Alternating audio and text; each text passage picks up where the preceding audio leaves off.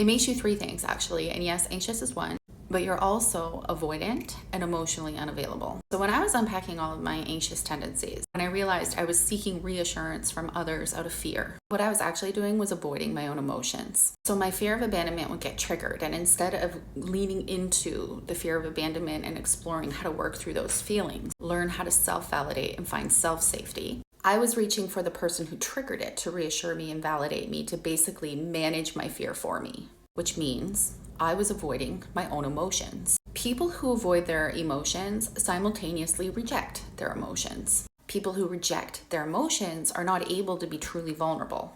You can't show your true self. You can't be authentic. You stuff down your needs out of fear and you prioritize the relationship over your emotional well-being. You're avoiding rejection and facing your own woundedness. Now, emotionally available people do not avoid their wounds. They accept their wounds. They're not afraid to be vulnerable, to express their needs, or to even center their needs because they accept every single part of themselves. So if you're in a relationship with someone who's avoidant, someone who avoids vulnerability or conflict or difficult emotions, they're basically emotionally unavailable, unable to provide emotional safety, unable to create emotional intimacy, and you choose to stay in that relationship with them, you are also emotionally unavailable.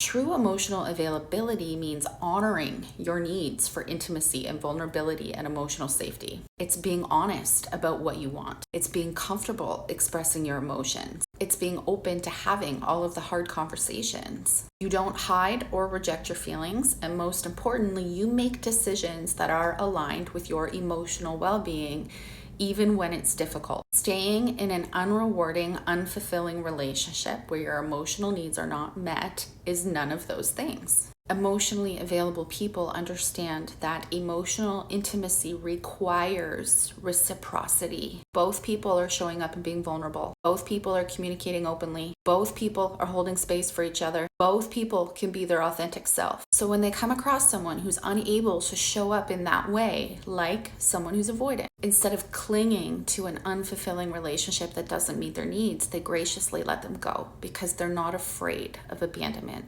Therefore, if you're in a relationship with someone who's emotionally unavailable, and instead of leaving to find somebody who is available, you stay, you cling, you complain, you try to change them, you too are avoiding your emotions, which makes you emotionally unavailable.